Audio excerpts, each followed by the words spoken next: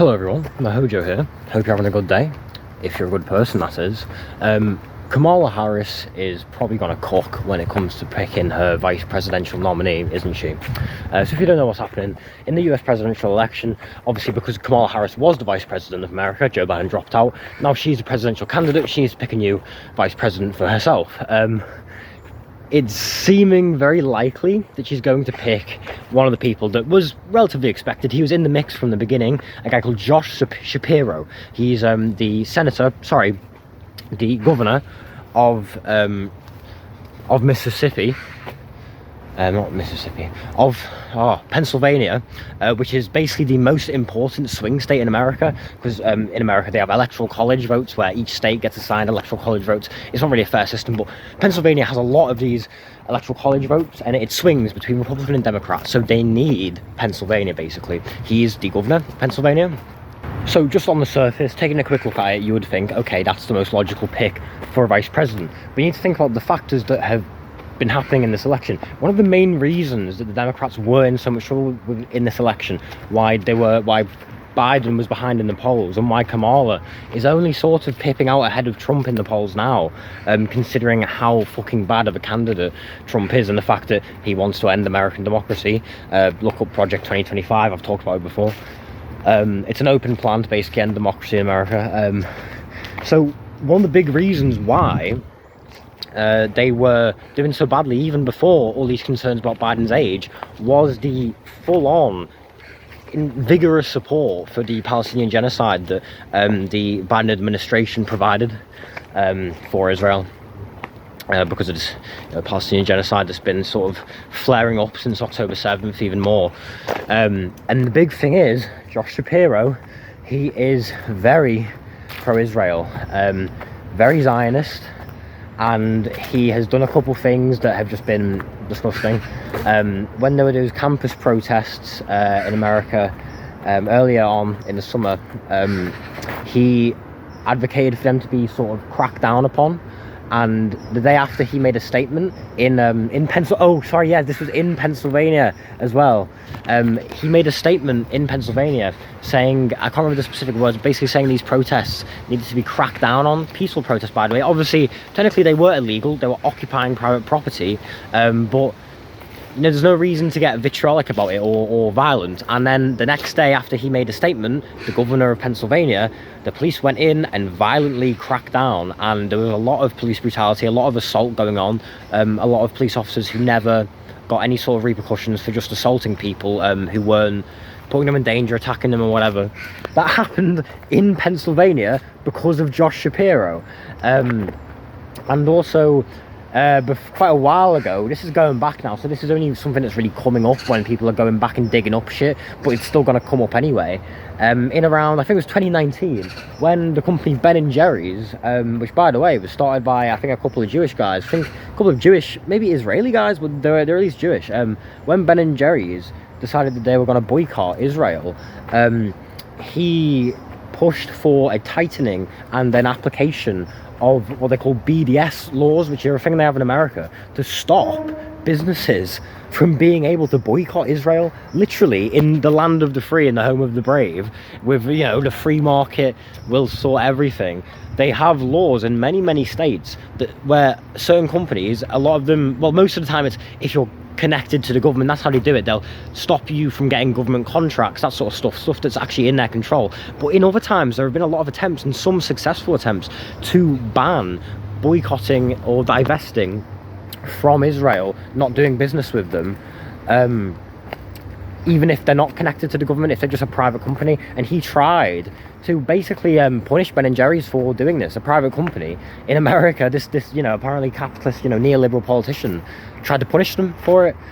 So he seems to be particularly, even for an American, Democrat progressive politician, even for them, he seems particularly pro-Israel, pro-genocide. Just the amount of support he's been giving, and just very little said about the apocalyptic scenes in Palestine. Just seems like a pretty fucking horrible guy. And the thing is, I genuinely believe that he probably like 2/3 to 3/4 chance will be the vice presidential candidate, because I feel like it's kind of hard to explain. Okay, so basically there are a few other names you're going to need to keep in your head if we're talking about this. Most important names that I think are the most relevant: Josh Shapiro, as I've said, Mark Kelly, Pete Buttigieg, and Gavin Newsom. Sorry, I struggled with Mark Kelly, then I had to pause the video and go check for Mark Kelly. But those are the four: Josh Shapiro, Mark Kelly, Pete Buttigieg, and Gavin Newsom.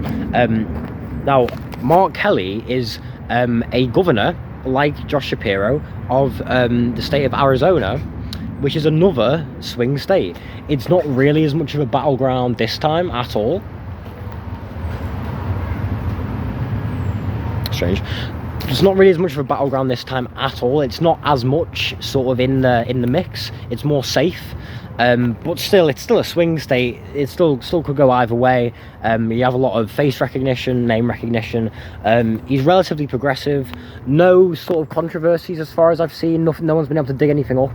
And trust me, they will try.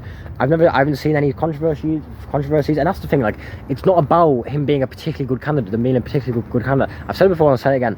All Kamala needs, really, just get the basics down. All Kamala needs, really, with the momentum, the way things are going, the way they've suggested they're going to run their campaign, all she needs to win is just a straight white man. She just needs a diversity hired straight white dude just to level off the bigotry in certain parts of the electorate, because I feel like a lot of Americans can get on board with having a black woman president, but unfortunately I just feel like it would be a cut too far for a pretty shameful amount of Americans to have a black woman president, and to not even have the vice president be a white man, a straight white man.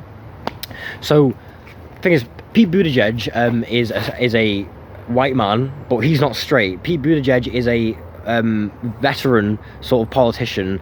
Bit of a shame, really, because he is very sort of practically he's a great politician, so I think in a practical sense he would be the best pick here, but a lot of time it's not about practicality. But yeah, Mark Kelly is just your pretty generic looking American straight white dude who just seems like a pretty nice guy. I mean, obviously he's in the Democratic Party, so you can criticize him for that, but like, it's not about making it personal. Personally, he's probably a decent guy. I don't know what his specific things have been about Israel. I don't know what his specific things are, but he just seems like your run-of-the-mill. He toes the party line. He's not an activist, but he's not some evil guy, doesn't seem like. That's all you need. Non-controversial. All you need to do in American politics right now, my belief, is not fuck up. That's all you need to do. Not fucking up itself is a victory. Go for the safe option. It's not even particularly just because it's the safe option, but you've got that down. He is, as I said, governor of a swing state. He's also, here's a funny thing, he's an ex-astronaut. Genuinely, ex-NASA astronaut. And the thing is, the most popular job in terms of, like, hypothetically, who Americans would trust to run the country is an astronaut. Americans, and I guess everyone, just loves astronauts. And polling has been done, and I think he's the only candidate, potential candidate for VP, who has majority approval amongst both party members, Democrat and Republican, and that seems to just be because he's an astronaut. Like, it's kind of a uniting thing that for a lot of people just ascends politics, where everyone just likes the sort of patriotism and the coolness of astronauts. So even though it's a bit immature and it shouldn't be decided on that, it's not really how politics works a lot of the time. You gotta win. And like, how are the Republicans really gonna like hate that hard on an astronaut who's just like your regular, just like stock dude who just seems pretty nice? So that's the deal with Mark Kelly, stock dude. But the thing is, my personal, like, practical pick for who I think would be the best mainstream candidate in this situation would be Pete Buttigieg. You might have heard that name before because he's been around a lot, even if you're not into politics. You might have heard his name. He has ran for president quite a few times in American elections before.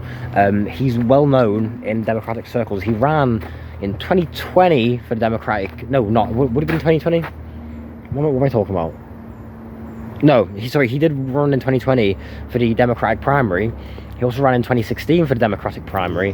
He got in a bit of hot water back then because he openly said during a Democratic nominee debate, when like a news reporter was like, oh, what are your concerns about conservative voters, where they say Democrats are going to take away their firearms, and this mad lad leant into it and said, yes, we are going to take away your firearms. And it was like, Pete, what are you doing?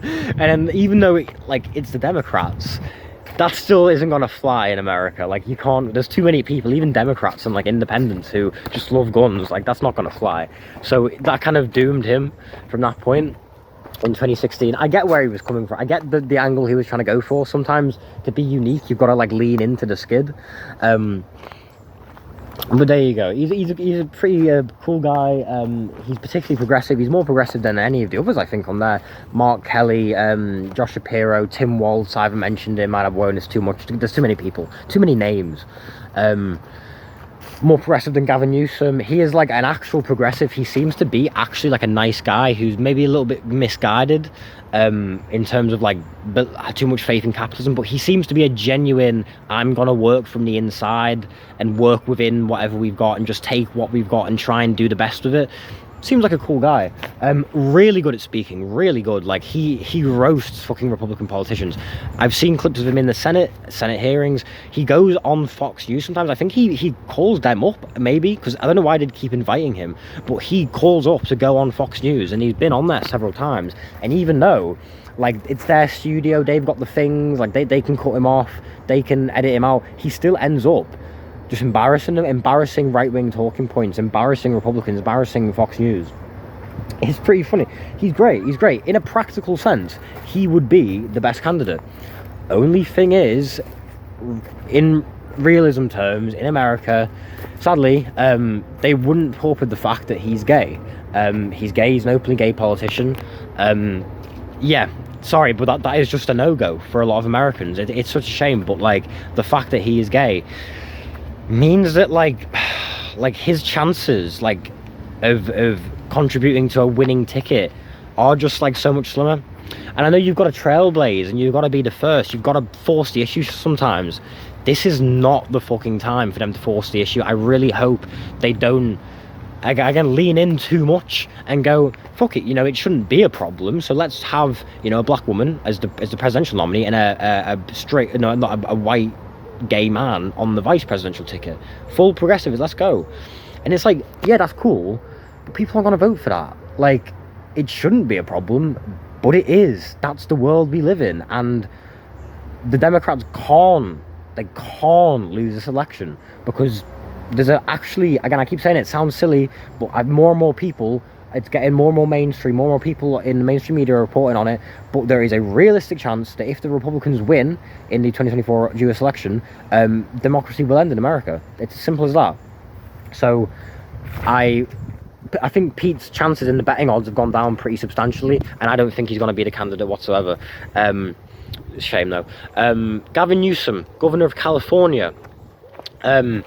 A lot of name recognition. He gets a lot of airtime. He's in the news a lot. You might even recognize his face if you're lucky. Well, unlucky. But he's not particularly well liked. He's just particularly well known. He's got a lot of recognition, and recognition is a big thing in politics. It's weird. It's like a primal thing. Even if people just recognize your face, but don't even necessarily have positive connotations with it, they will just vote for you. They're more likely to, because it's more familiar. But yeah, he was thought to be one of the front runners for a while because of that. But the thing is, again, I don't think it's really leaning into the progressive vibes that they're trying to refresh the Democrats with now Kamala's in. I also think that they made me realise that if they did that, they'd be leaning too much into the generic, just like white man American politician thing, because Gavin Newsom, he's not too uncharismatic, but he's just very he's very charismatic in a sort of creepy way. Like, he's semi-charismatic. He is like the stereotypical, like, if you imagine kind of like a slimy, like kind of manipulative American politician who's all like, he's got a nice smile, but he's all very manipulative, and like, he's always got his hair done all really nice. He's got that face. He's got that like untrustworthy, basic mainstream American politician face, which he is. I mean, in that case, the face is very accurate. Thank you, Gavin Newsom's face, for giving us a warning. But yeah, he's not particularly viable. So Gavin's out, Pete Buttigieg is out. So yeah, Josh Shapiro, and sort of the next popular is my boy Mark. I really want Mark Kelly to be the vice presidential nominee. Fucking based astronaut. But I just don't think it's gonna happen. I think, okay, how do I explain this? Okay, the Democratic Party seems to engage in analysis in a very like simple way. They seem to like recognize different factors. So obviously the factors here are, there's two factors opposing each other. It's good for the Democrats because he will have name recognition and probably quite a bit of popularity in Pennsylvania. I think his domestic record in Pennsylvania is good. That's the factor going that way. But then the other factor is that in the precise bases that the Harris team are trying to win back from Biden's betrayal, really, are going to be really pissed off about the fact that the vice presidential pick in that coalition is particularly pro-genocide. That's going, which way did I point first time? I'd say, I'm going to guess this way. So these two factors are bumping heads. It's good and it's bad. So which one's bigger? Which one should we pay more attention to? And I feel like Democrats just tend to, I don't know if it's underestimating people's intelligence, just like patronizing people. They don't think people are thinking that complex. But whenever you get some sort of decision like that, when you've got factors bumping up against each other and that sort of decision has to be made, Democratic strategists, it seems like they just always go for the one that's more simple.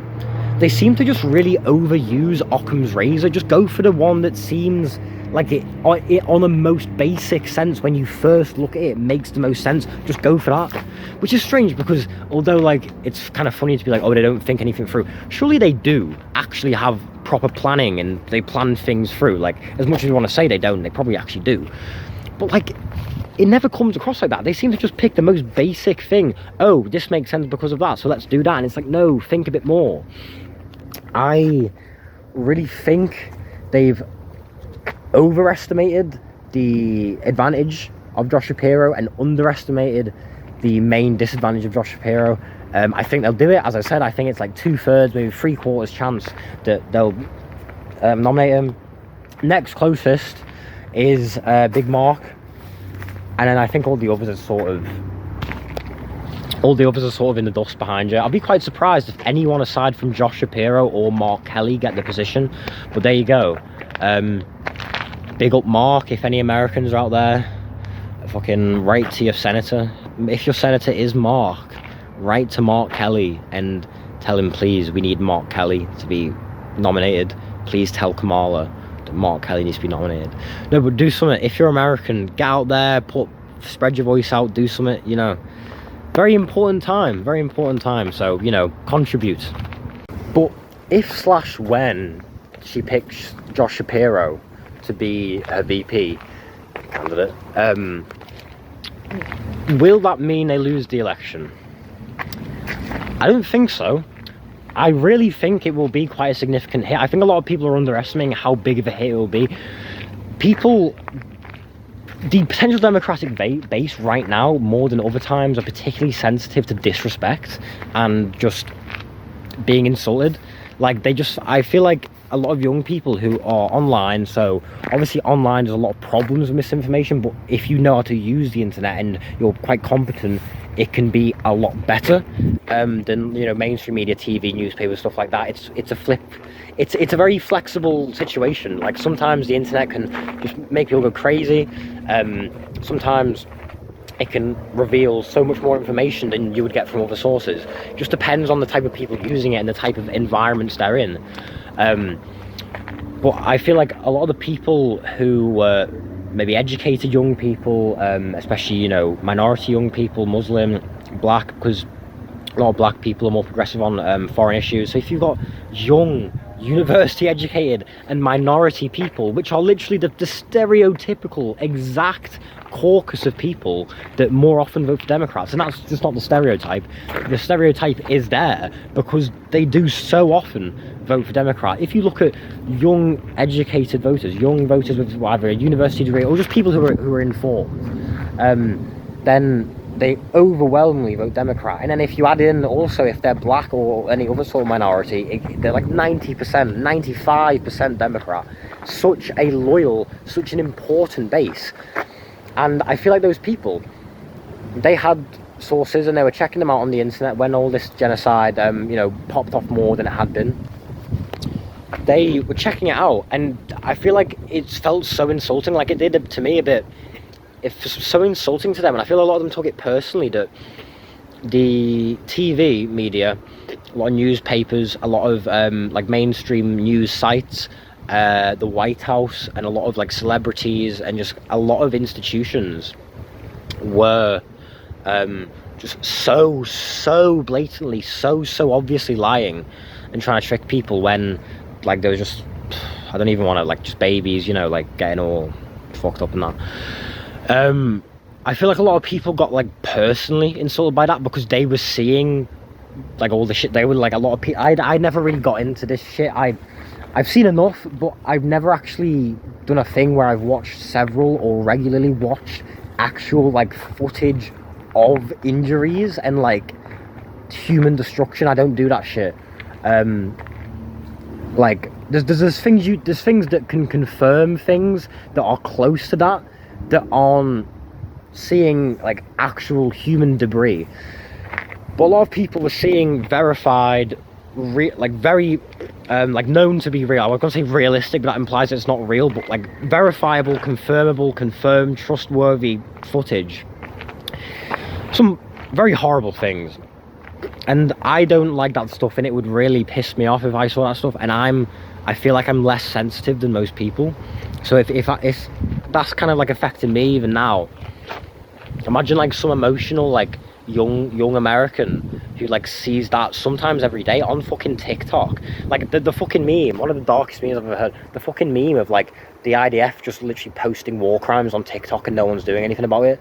Like, it's kind of silly, like posting war crimes on TikTok. But yeah, like a lot of people, again, not me, but a lot of young people were just seeing on their fucking feed every single day real ass videos on TikTok and Instagram reels of fucking war crimes, like every day, a lot of them. And to them, it felt personally insulting for them to just literally gaslight them and pretend that's not happening.